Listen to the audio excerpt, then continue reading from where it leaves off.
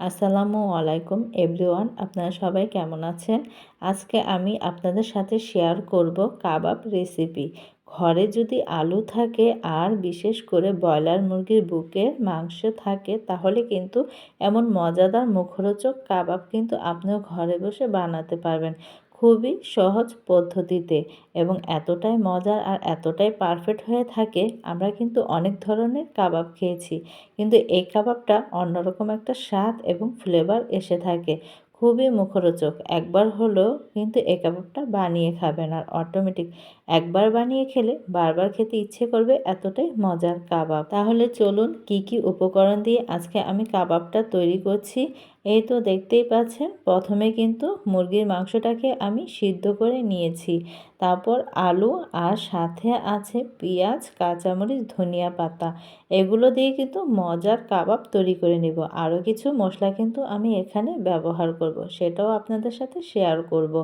এই তো দেখেন, বেশি সময় লাগে না, ঘরে কিছু উপকরণ থাকলেই কিন্তু আপনি এত মজাদার একটা কাবাব তৈরি করতে পারবেন। আর এখানে আমি আলুগুলো সিদ্ধ করে নিয়েছি। এখন হাতের সাহায্যে খুব সুন্দর করে কিন্তু আমি এটা চটকিয়ে নিচ্ছি, আর এটা কিন্তু একটু মিহিনভাবে চটকাতে হবে, তাহলে কিন্তু সুন্দরভাবে হয়ে যাবে। আর এই তো দেখতেই পাচ্ছেন, আমার কিন্তু সুন্দর করে আমি আলুটাকে ম্যাশ করে নিয়েছি। এখন আমি এই আলুর সাথে কিন্তু সবগুলো উপকরণ দিয়ে দেব।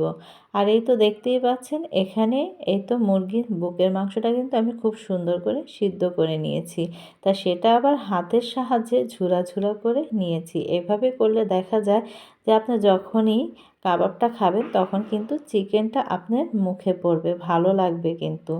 আর এই তো দেখতেই পাচ্ছেন, এখানে আমি পেঁয়াজগুলো দিয়ে দিয়েছি, কাঁচামরিচ, আর সাথে ধনিয়া পাতাগুলোও কিন্তু খুব সুন্দর করে দিয়ে দিলাম।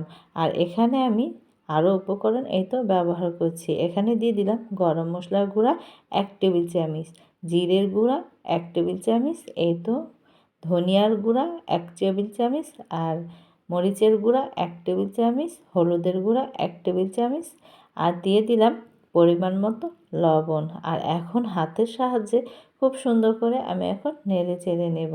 এই তো দেখতেই পাচ্ছেন, খুব সুন্দর করে কিন্তু আমি এখন মিশিয়ে নিচ্ছিলাম। এখানে আমি আরও একটা উপকরণ ব্যবহার করব, দেখতেই থাকেন। আগে আমি একটু সামান্য পরিমাণ, দেখতেই পাচ্ছেন যে আমি হাতের সাহায্যে ম্যাশ করে নিচ্ছি। এই তো এখন আমি আরেকটা কি ব্যবহার করব, দেখেন। বিশেষ করে আমরা কিন্তু কাবাবে ডিমটা ব্যবহার করি, সেই ডিমটাই কিন্তু দিয়ে দিচ্ছি। আর এখানে আমি 2টা ডিম ব্যবহার করব, কারণ যেহেতু আমার কাবাবের পরিমাণটা একটু বেশি, এই কারণে। আপনারা চাইলে একটা ডিমও ব্যবহার করতে পারেন। এই তো দেখেন, এখন ডিম দিয়ে কিন্তু খুব সুন্দর করে চটকিয়ে নিচ্ছি। এই কাবাবটা বানাতে বেশি মশলার প্রয়োজন হয় না, অল্প উপকরণ, বিশেষ করে ঘরে থাকা কিছু সামান্য উপকরণ দিয়ে এত মজার আমরা কাবাব কিন্তু তৈরি করতে পারি। আমরা এই জায়গায় কিন্তু বুটের ডালটা অনেক সময় ব্যবহার করি, এবং কি কাবাব মানে বুটের ডাল। আগে কিন্তু আমরা সব সময় কাবাব বুটের ডাল দিয়ে মনে করেন যে ভেজে নিতাম, কিন্তু আজকে আলু দিয়ে নতুন আইটেমে নতুন পদ্ধতিতে বানিয়ে নিচ্ছি। আর এত মজার হয়ে থাকে এই কাবাবটা, একবার বানিয়ে খেলে বারবার খেতে ইচ্ছে করবে। আপনি এই কাবাবটা কিন্তু ভাতের সাথেও খুব সুন্দরভাবে খেতে পারবেন। আমরা তো পোলাওর সাথে খাই, আর এই কাবাবটা ভাতের সাথেও খুবই মজার। পোলাওর সাথে খেতে পারবেন, ফ্রাইড রাইস, যত রকমের আইটেম আছে, কাচ্চি বিরিয়ানি হতে সব আইটেমের সাথে কিন্তু এই কাবাবটা খেতে পারবেন। আর এই তো দেখেন, আমার কিন্তু প্যান বসিয়ে দিয়েছি চুলায়, আর এখন আমার প্যানটা গরম হয়ে গিয়েছে। তেল যেহেতু গরম হয়ে গিয়েছে, তাই আমি কিন্তু দেখেন খুব সুন্দর করে কিন্তু আমি এটা পেঁয়াজু শেপ করে দিয়ে নিচ্ছি। এই তো আস্তে আস্তে করে একটা একটা করে দিচ্ছি, কারণ কি বেশি সময় লাগবে না। ফ্রাই প্যানে কিন্তু যতটুকু আটে আমি কিন্তু ওই পরিমাণই দিয়ে দিচ্ছি, কারণ একটু যদি দেখা যায় বড় হয়, অনেকগুলো কিন্তু ফ্রাই প্যানে দেওয়া যায়, বেশি সময় লাগে না, অল্প সময়তেই খুব সুন্দরভাবে কিন্তু হয়ে যায়। এ তো দেখতেই পাচ্ছেন, আমি কিন্তু হাতের সাহায্যে খুব সুন্দর করে কিন্তু এক এক করে দিয়ে দিচ্ছি। আর যেই জায়গা দিয়ে মানে ফাঁকা জায়গা আছে, সেই জায়গাটা একটু আমি চামিচের সাহায্যে খুব সুন্দর করে কিন্তু আমি একটু চাপিয়ে চাপিয়ে দিচ্ছি, জানি আরও কিছুটা দিতে পারি, খুব সুন্দরভাবে কিন্তু হয়ে যায়। আমার কিন্তু বেশি সময় লাগেনি। আমি এই তো ১ খোলা দিয়েছি, পরবর্তীতে আমি আরেক খোলা দিয়েছি, ২ খোলাতেই কিন্তু খুব সুন্দরভাবে আমার হয়ে গিয়েছে। আর এই কাবাবটা বানাতে হবে একটু লাল লাল মচমচা করে।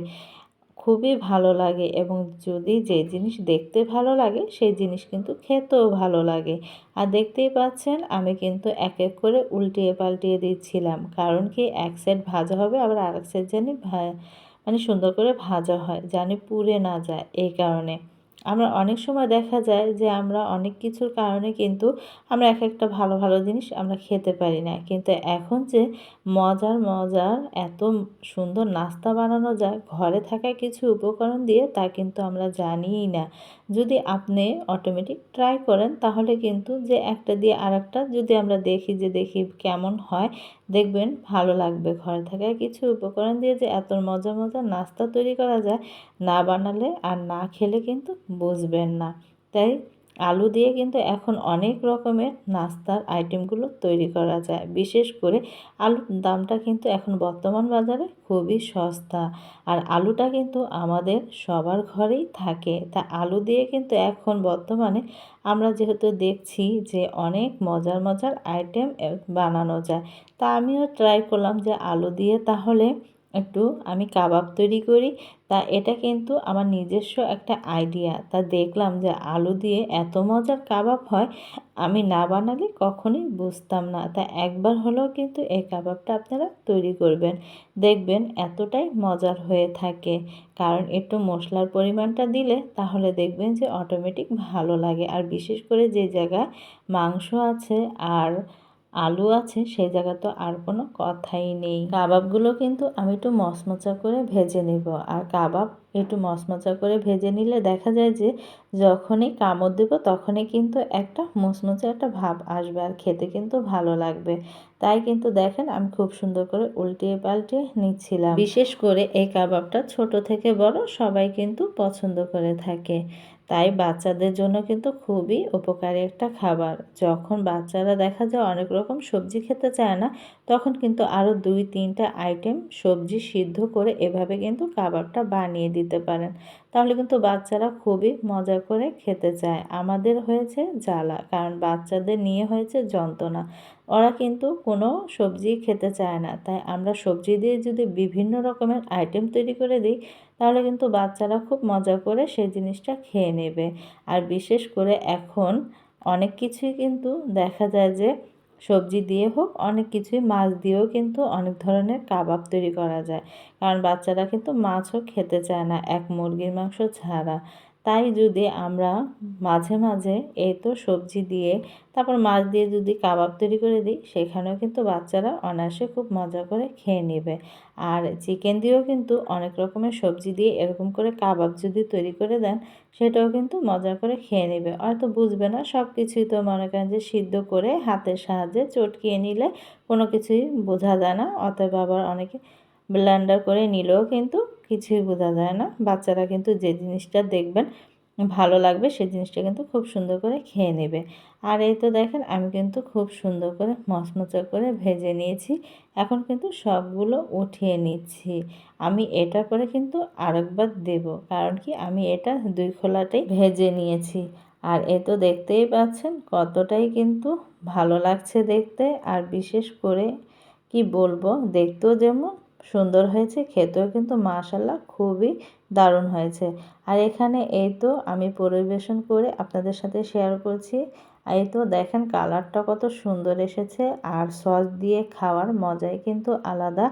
একবার হলো এই কাবাবটা বাসায় ট্রাই করবেন, কারণ কি আমাদের ঘরে কম বেশি কিন্তু সবার ঘরেই মাংস থাকে। তা সেই মাংস দিয়ে কিন্তু খুব সুন্দর করে এভাবে আলু দিয়ে তৈরি করে একবার হলেও খাবেন, খেয়ে বলবেন কেমন হয়েছে। কারণ দেখা যায় অনেক সময় আমরা অনেক জিনিস লাগে উপকরণ, তাতে কিন্তু আমরা খেতে পারি না, কিন্তু ঘরে থাকা সামান্য কিছু জিনিস দিয়ে যে এত মজার মজার জিনিস বানানো যায় আর এত মজার কাবাব বানানো যায়, না খেলে কিন্তু বুঝবেন না। তা আমি বানিয়েছি, তাই আমি বলছি একবার হলো এভাবে বানিয়ে খাবেন, কতটাই মজার। আজ যদি এমন শীতের ভিতরে ধোয়া ওঠা কাবাব হয় তাহলে তো আর কোনো কথাই নেই। সন্ধ্যার ভিতরে কিন্তু জম্পেশ একটা খাবার জমে যায় কিন্তু এমন একটা নাস্তা হলে। তা ভিডিওটা আর বড় করব না। সবাই ভালো থাকবেন, সুস্থ থাকবেন, আমাদের জন্য দোয়া করবেন। আমরাও আপনাদের জন্য দোয়া করি। আল্লাহ হাফেজ।